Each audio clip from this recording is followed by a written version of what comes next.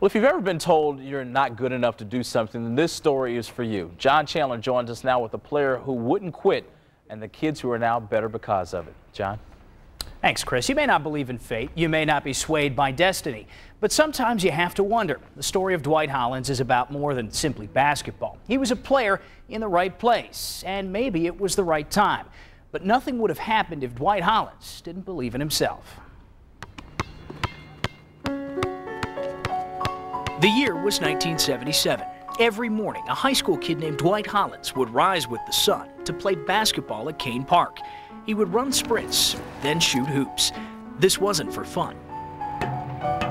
It was for his future. I was told I wasn't smart enough to go to college, nor was I good enough to play basketball on a higher level in high school.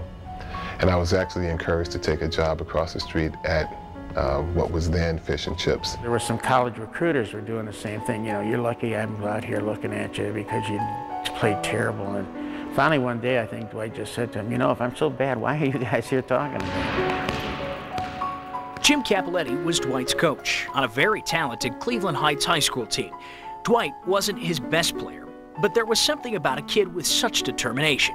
And just kept showing his maturity and getting better and better. And still today he's, I'll tell you, he's one of the best I've ever had here. I realized that, you know, based on what I was told, the only other option was to work at Fish and Chips. With all due respect to Fish and Chips, that's not where I wanted to be. Dwight wanted to be on a college basketball court, so he ran morning drills at Kane Park. He was looking for something. He had no idea that something would find him.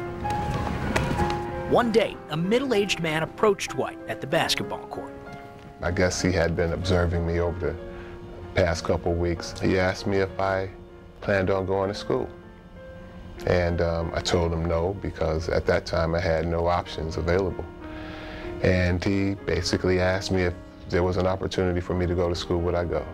And if he could make it happen, would I go? Weeks later, Dwight was on his way to Hilbert College, a 2-year program in New York.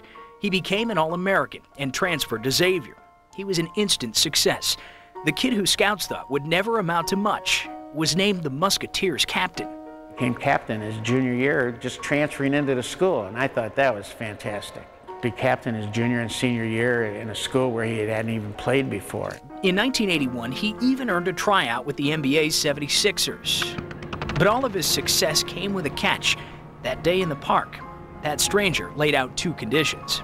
The first promise was that I would read the newspaper every day, from the front page to the back page. I figured that was simple enough to do. The second was that I had to promise that when I was successful, I would have to help out someone else. Dwight kept that thought in the back of his mind. On a basketball court, he saw opportunity. How better to help kids grasp it than as a basketball coach? At East High, Dwight Hollins was a regular Jim Capoletti. He coached the Blue Bombers for 9 seasons and made the city playoffs 7 times. I basically took a team that a lot of people had given up on, sort of transformed them. A lot of them graduated from school, a lot of them went to college, and at the same time we won a few basketball games. Dwight coached 86 players at East. Darrell Harris is one of the 84 he sent on to college. At 6 feet 10 inches, Harris is the centerpiece to Cuyahoga Community College's national championship team. He'll likely transfer to a Division I program next year. And like Dwight Hollins, he's a long way from the kid who showed up at tryouts as a high school senior. I'll tell you the truth, I couldn't play worth a lick. He inspired me because he told me never to give up. I would never give up, even though I couldn't play all that. He just kept pushing me and stuff, you know? And I thank him for that. Dwight Hollins didn't stop after fulfilling his promises. Today, he's the assistant athletic director at John Carroll University. He continues to look out for student athletes, the way that stranger did for him. Dwight only hopes the mystery man knows. I thought maybe he would have followed my career while I was in college, but I've never had the opportunity. I've never seen him again. Never got the chance to thank him? Never got a chance to thank him, but if he's watching, thank you very much. I appreciate it. You think he's still alive? Oh, God, I hope so. I mean, I hope that whatever he's done for me, I hope that he's out touching the lives of other young men, and I hope those young men are out working with young people as well. The sky's indeed the limit. Dwight continues to give of his time for local kids. He runs a nonprofit called True Believers and says he just wants to give them the opportunity. After all, that's all he needed. We're back with more Sports Sunday after this.